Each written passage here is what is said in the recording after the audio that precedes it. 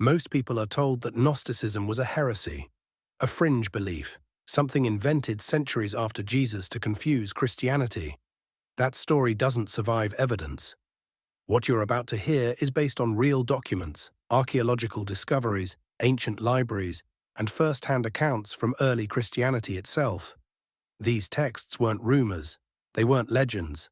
They were buried, hidden, and deliberately erased. And when they were rediscovered, they forced historians to admit something uncomfortable.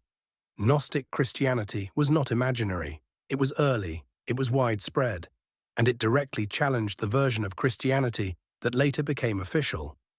Tonight we're going to look at the proof, the texts, the libraries, the individuals, and the theology that made Gnosticism dangerous enough to suppress, including the most controversial claim of all, why many Gnostics believed the God of the Old Testament was not the highest divine source, and how they understood Jesus in contrast. Stay with me, because this isn't opinion. This is history. Part 1. The discovery that ended the argument in 1945 near Nag Hammadi, Egypt. A sealed clay jar was pulled from the desert. Inside were 13 leather-bound codices containing 52 separate texts. This collection is now called the Nag Hammadi Library. These were not church copies. They were not medieval forgeries.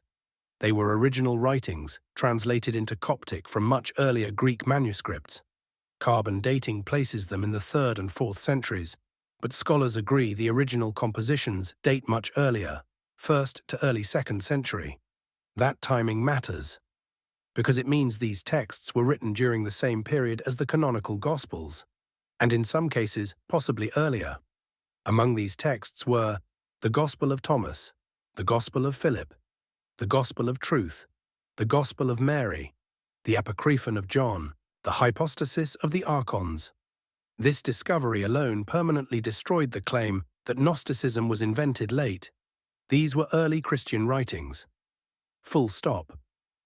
Part 2. Gnostics were not a small cult. Before Nag Hammadi, historians only knew Gnostics through their critics. Ironically, those critics confirm how influential Gnosticism actually was. Church Father Irenaeus, writing around 180 CE, complains extensively about Gnostic Christians. He doesn't describe them as obscure. He describes them as widespread across the Roman Empire, highly educated, persuasive, claiming apostolic authority. He names real teachers: Valentinus Basilides, Marcion Carpocrates. Valentinus came dangerously close to becoming Bishop of Rome. You don't almost lead the Roman Church if your theology is irrelevant. Gnosticism wasn't fringe, it was competition. Part 3. Libraries, schools, and transmission. Gnostic texts weren't preserved in one place. They appear across Egypt, Syria, Asia Minor, Rome, Alexandria. Alexandria, in particular, was a powerhouse of early Christian thought. It was home to one of the greatest libraries in human history, and a melting pot of Platonic philosophy, Jewish theology, emerging Christian traditions. Gnostic ideas align closely with Middle Platonism, especially the idea that ultimate reality is beyond material form. This wasn't random mysticism, it was intellectually grounded theology. Part 4. What Gnosis means and what it doesn't. Gnosis does not mean belief, it means direct knowledge. Gnostics taught that salvation comes from awakening, not obedience, from inner remembrance, not external control. In the Gospel of Thomas, Jesus says, "If you bring forth what is within you, what you bring forth will save you." That isn't metaphorical morality. That is consciousness language. Knowledge saves because ignorance enslaves.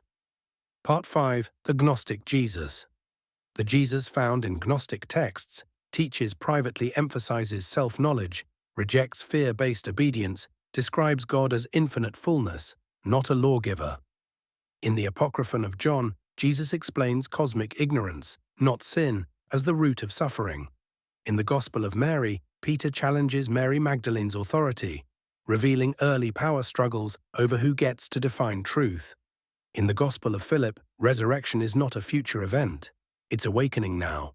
These teachings didn't disappear because they lacked evidence. They disappeared because they threatened control. Part 6. Why Gnostics rejected the Old Testament creator. This is where most people misunderstand Gnosticism.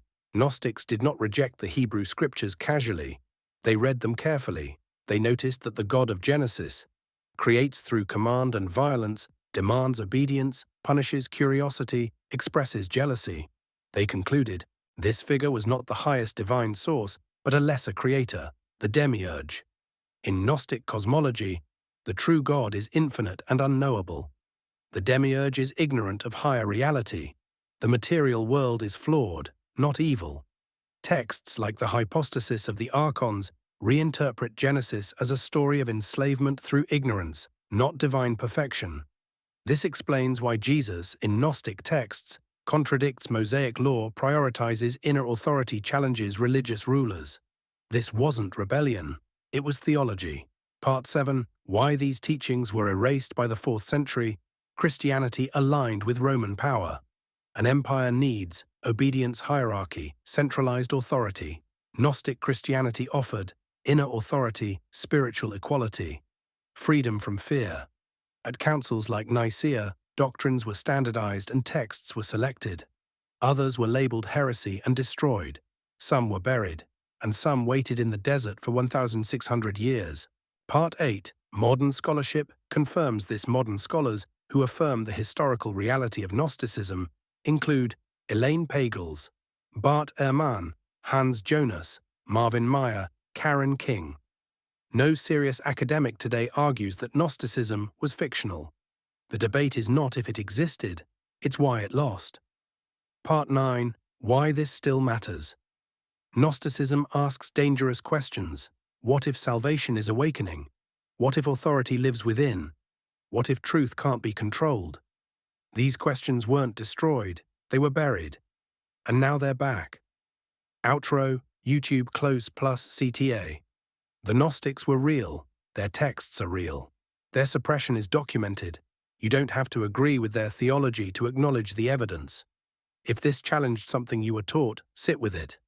Truth doesn't require panic, it invites clarity. If you want more content on early Christianity, suppressed texts, and the hidden history behind religion, consider subscribing, not to follow anyone blindly, but to keep asking honest questions. Because awakening has always belonged to those willing to look deeper.